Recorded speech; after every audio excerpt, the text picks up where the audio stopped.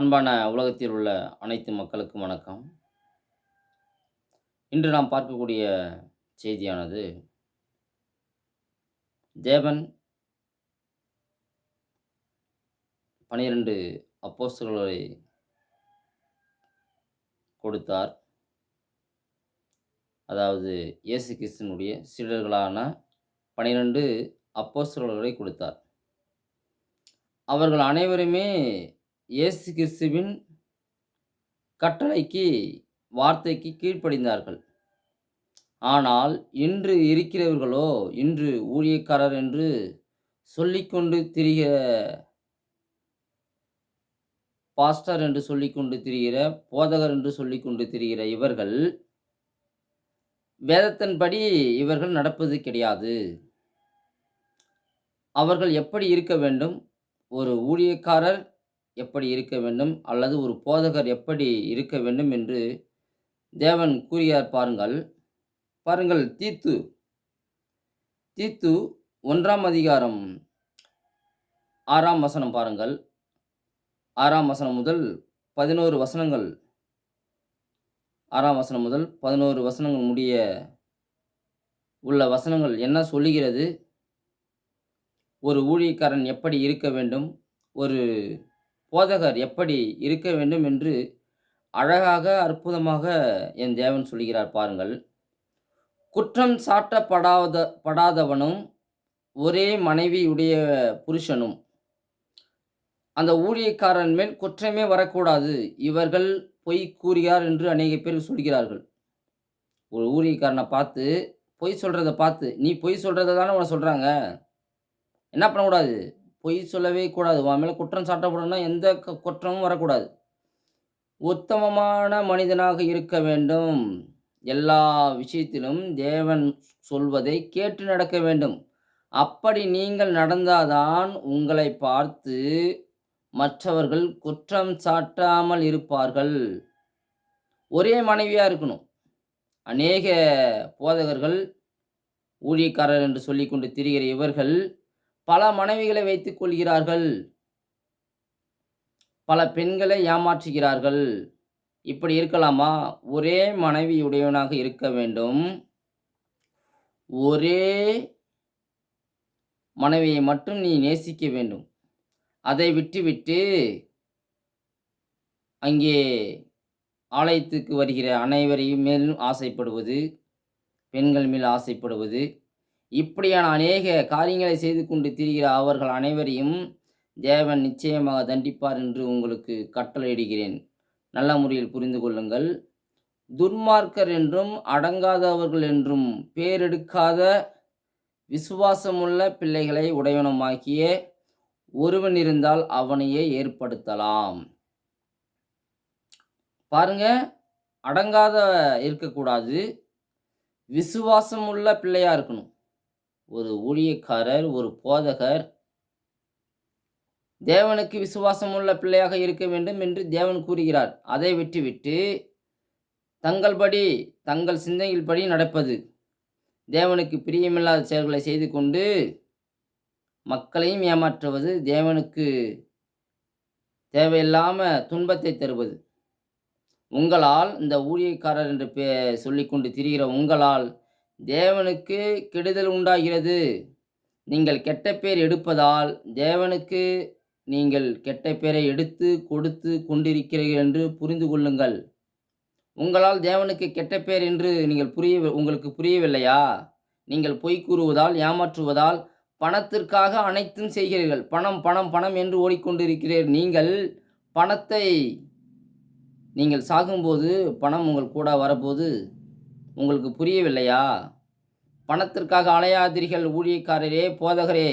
பணத்திற்காக பொய் சொல்வது, பணத்திற்காக ஏமாற்றுவது, பணத்திற்காக நீதியை செய்யாமல் இருப்பது, இப்படியாக நீங்கள் இருக்கும்போது உங்களை நிச்சயமாக தேவன் நிச்சயமாக தண்டிப்பார் என்று புரிந்து கொள்ளுங்கள்.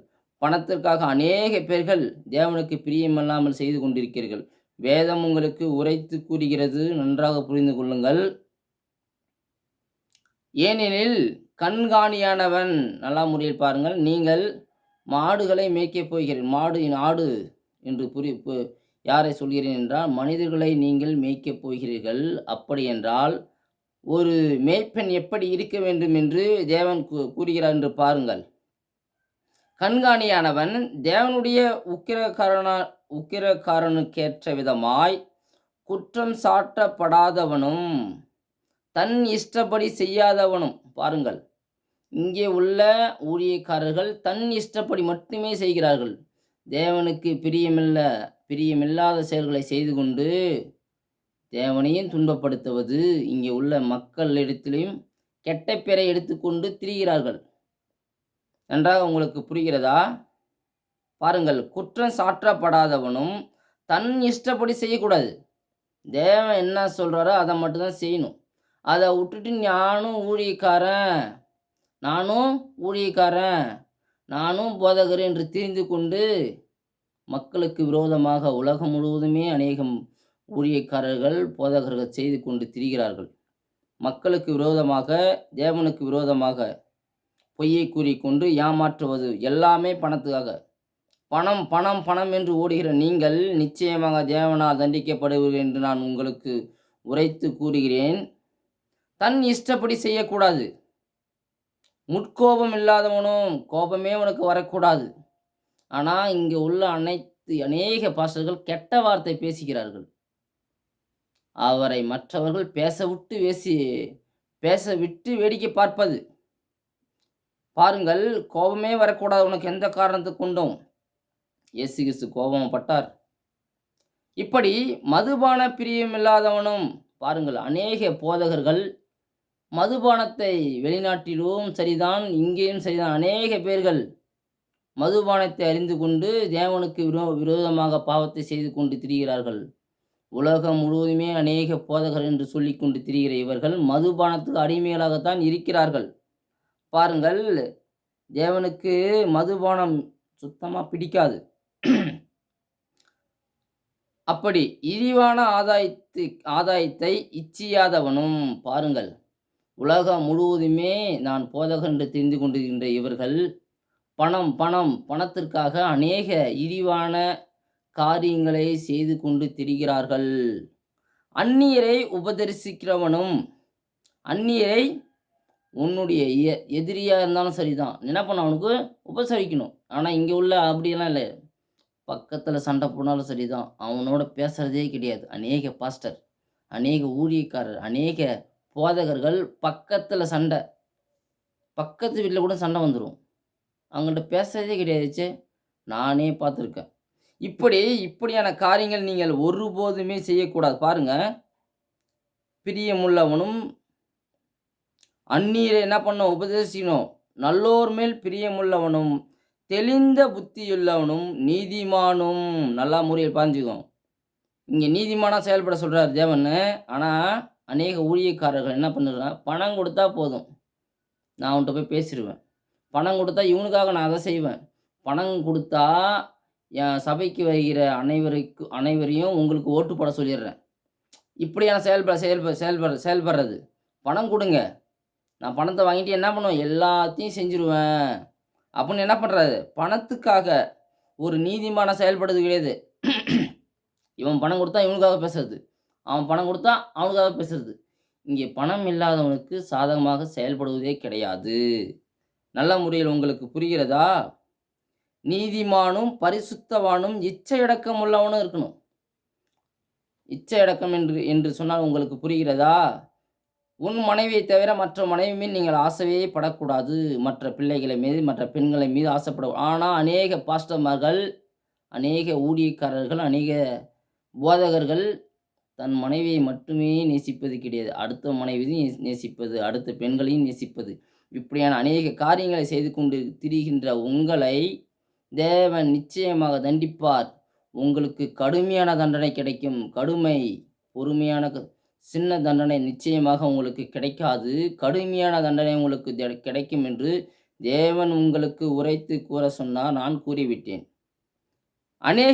பாருங்கள், அநேகர்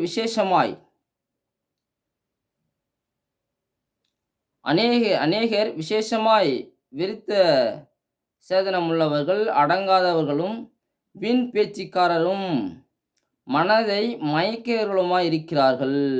அநேக பெண்களை ஏமாற்றுகிறார்கள். அப்படியே மயக்கிறது. அப்படியே சொல்லி சமாளிச்சுறது. அப்படியே ஏமாத்துறது. இப்படியான இருக்கிறார்கள். அவருடைய வாயை அடக்க வேண்டும்.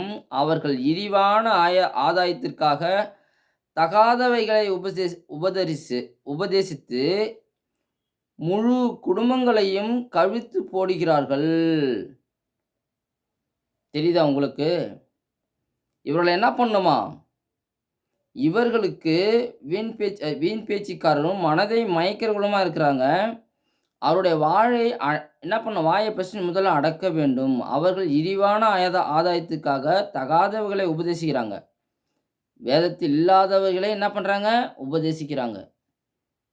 இவர்கள் இழிவான ஆதாயம். எல்லாமே பணம் தான். பணத்துக்காக எல்லாத்தையும் செய்கிறார்கள். இந்த ஊழியக்காரர்கள் என்று சொல்லிக் கொண்டு திரிகிற இந்த போதகர்கள் பணத்துக்காக அனைத்தையுமே செய்கிறார்கள். வேதம் சொல்லுது. நான் சொல்லல. இத நீ நிறுத்திக்க. நிறுத்தலனா இந்த ஊழியக்காரர்கள், போதகருக்கு நிச்சயமாக கடுமையான தண்டனை கிடைக்கும். எப்படி? கடுமையான தண்டனை கிடைக்கும். அங்கே 12 அப்போஸ்தலர்களில் ஒருவர் இயேசு கிறிஸ்துவை காட்டிக் கொடுத்தார். அவர் உயிரோடவா இருந்தார்? அவர் இறந்து போனார். உங்களுக்கு புரிகிறதா? 12 அப்போஸ்தலர்களில் ஒருவர் இயேசு கிறிஸ்துவை காட்டிக் கொடுத்த அவரே இறந்து போய்விட்டார். அப்படி என்றால் உங்களுக்கு நீங்கள் 12 அப்போஸ்தலரை பற்றி உங்களுக்கு தெரியும். ஆனாலும் நீங்கள் பாவத்தை செய்து கொண்டு தேவனுக்கு பிரியமில்லாத சிறிய பொய் என்றாலும் அது பாவத்திற்குரியது. உங்களுக்கு புரிகிறதா? சிறிய பொய். விளையாட்டுக்கு கூட நீங்கள் பொய் பேசுவது கூடாது.